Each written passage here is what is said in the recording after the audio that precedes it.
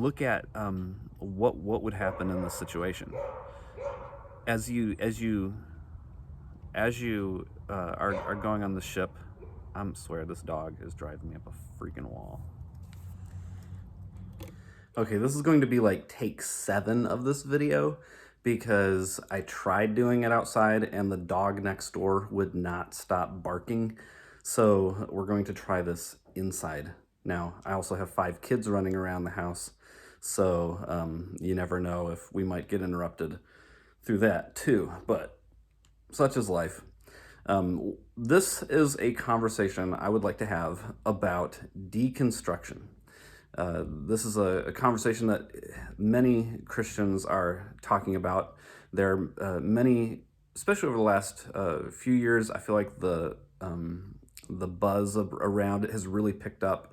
A lot of Christians are deconstructing their faith, and a lot of like the Gospel Coalition people and the American Gospel documentaries are reacting against it, are warning people against it. And so I want to explore some of what I think is going on here, and just talk about it a little bit. So there is a quote by a guy named Thomas Merton who I resonate with very much, and he said, "You who sleep in my breast are not met with words, but with dispossession within dispossession." And he's talking about God here. That you who sleep in my breast are not met with words, but with dispossession within dispossession. And so I want to talk about this concept of deconstruction, but I want to talk about it through more of a metaphor than through trying to figure out what, theologically and intellectually is going on here. So let's just say that you are going on a trip and you've saved your money for this trip. You've invested a lot of yourself into this trip. You're really excited, and you are going to be taking a ship across the Atlantic Ocean. And so you get on your boat, and you're cruising along, and everything's going great. You love your room, you love the food, the drinks, the entertainment. This is, you're having the time of your life. And then all of a sudden, at some point in your journey comes a bump. And then eventually you realize that you guys have hit an iceberg, and you are on the Titanic. And eventually you start to wonder, okay, is this ship going down? Is everybody's like shifting around, trying to figure out where to go, what's going on? And so, you're at some point you're trying to figure out, is this entire ship going down? And I think that is the space where a lot of this deconstruction conversation is happening. And you've got, and there are many different entry points to this conversation. Maybe it's, was there a literal Adam? Is evolution true? Was there a global flood? Did all languages come from the Tower of Babel?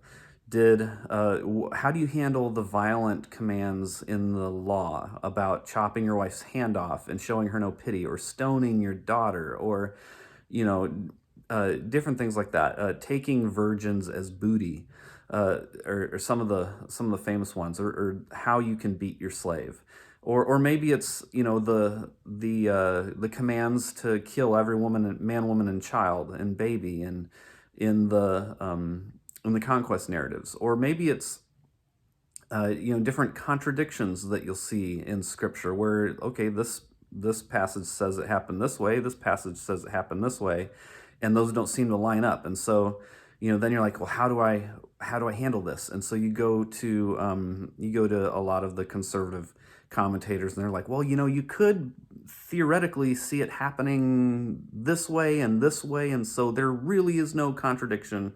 And then you're trying to figure out how exactly that happened, how to fit all that together, or maybe it's something more like women in ministry. Do women really need to be relegated to never speaking? Are they allowed to teach Sunday school? Are they allowed to teach youth group? What's the difference between youth group and Sunday morning? There could be, and so you're trying to figure all that out, and and then, whatever these issues may be, at some point you start to wonder, like, am I just shuffling chairs on the Titanic? Have we hit the iceberg and everything's going down, and I'm just, you know, flailing around here trying to hold things together when we're really going down. And so I feel like a lot of the more progressive Christian spaces are trying to shift those chairs around on the Titanic, whereas a lot of the more conservative spaces are saying, "Well, no, just go back to your room. There's nothing to see here. There are no contradictions. There's nothing to feel uncomfortable with this atonement theory or with eternal conscious torment or these commands in the Bible or, whatever." Those are people that question those things. They're just driven by their feelings, and they're given into the modern age and stuff. And so just go back to your room and everything's fine. But in some people do that. You've got the Gospel Coalition. They're featuring writers right now that have dabbled in progressive Christianity, have dabbled in that shifting of the chairs. And then they come back and they say, well, it was shallow. There was nothing really there that really affected me or resonated with me or really transformed me. And what we have here is better. And so that's where I think a lot of this conversation is happening. Going back to that Merton quote, "You who sleep in my breast are not met with words." And yet in these deconstruction conversations, we're constantly trying to meet God with words and trying to figure out the crystal clear way that it all holds together. As John MacArthur likes to say, the Bible is crystal clear. And as long as you are in that headspace where you're trying to move from, what's the crystal clear way the Bible communicates about this to some other crystal clear way that the Bible is communicating about this, I think you are relating to God in this words level, and the ship is going down. And so what does it mean to connect with God who sleeps in your breast in a way that is not met with words, but with dispossession within dispossession? And so I want to take this metaphor a little bit further. The ship's going down. You're going to die. And so, wherever you find yourself on that ship, eventually the water gets on the ship too much. The ship can't handle it anymore, and it's going down. You are sinking into the Atlantic Ocean. And now you've now been dispossessed of your room, of your safety, of wherever you were. Now you're being dispossessed of your life. You are now dying. Your body is going to be in the Atlantic Ocean. And as you're going down deeper into those depths, perhaps your body even floats outside of the ship. You are now being dispossessed of the ship. And so here you are somewhere in this ocean, and nobody will probably ever see you again. The fish are probably going to eat you. Your physical body is going to become food for something else, and the great cycle of life continues. And so wherever that ends up happening, wherever your physical body ends up being, now you've been dispossessed of your room, you've been dispossessed of your life, you've been dispossessed of the ship. Well, now you're in the ocean somewhere. And in 2 billion years, well, guess what? The sun is going to start to die, assuming there is no sudden rapture event where Jesus comes back and all the Christians disappear. Let's just play just the metaphor, not get into theology, just play the physical metaphor out. Eventually the sun begins to die and the oceans burn up. So now you've been dispossessed of the ocean.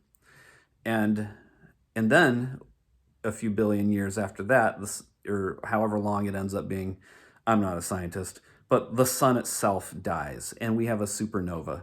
and the entire planet of Earth explodes. Well, now you've been dispossessed of the Earth. And then, so now you're, as the supernova of our sun happens, your molecules of your body are now being spread throughout the universe. The elements that were within the sun that burned within its core, that are the important elements for life, have now been spread throughout the universe. Who knows where you are now? And now, within a few billion years from there, maybe some other planets begin to form. Maybe other forms of life begin to happen. And on and on and on the story of the universe goes. And you've now been dispossessed of your planet. You've now been dispossessed of your solar system. You've now been dispossessed of your galaxy or whatever. The constant layers of dispossession from what you once knew and what you once experienced and how you once navigated your world at a purely physical level, like, it's never ending. It's infinite.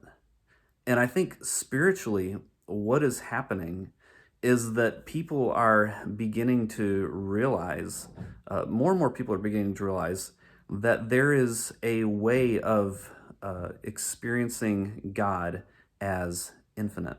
That God is the infinite depths of this dispossession within dispossession. And that wherever you find yourself, you can continue being dispossessed of what you once experienced and continue reaching different depths and different connections with the universe. And the universe is constantly expanding and is infinite in comparison to our understanding. It's way far more ancient and more infinite than anything we could ever comprehend. And that's where I think spiritually we come to see God, as God is far more ancient and eternal and infinite than anything we could ever comprehend. And so while we're struggling here to figure out what's the crystal clear answer for all of these different things, I don't think that that's ultimately where we need to be. Ultimately, where we need to be is an accepting of our situation, and an accepting of where we find ourselves, and a dying to that self, a dying to that form that we were so convinced of where we were at, and then we'll get to a different level of consciousness, and that really is not a new concept. Actually, it's not something that Richard Rohr and Rob Bell came up with within the last 10 years because they wanted to be cool or new age. Like, this is something that Christian mystics have been talking about for centuries. Meister Eckhart, St. Francis of Assisi, St. John of the Cross, Teresa of Avila. These are all people going back hundreds of years, some over 1,000 years ago, were Christian mystics that have seen the universe and seen God and our connection with God at not this headspace of figuring out all the right positions, but in this. Hey. So we did get interrupted. So I'm just going to finish the video with being dispossessed of the outside and being dispossessed of the quietness of my room and accepting my situation. So once we get out of that headspace, we're willing to connect with God and to connect with one another through a constant dispossession of ourselves within dispossession, in a way that can continually just growing into the infinite and connecting with the entire universe and God. So that's where we need to get to. And it's not necessarily where we need to get to, it simply is what it is. So that's what I think is going on, and that is the spiritual journey that I am going to be pursuing and being. And tell them bye. Bye, Ellie.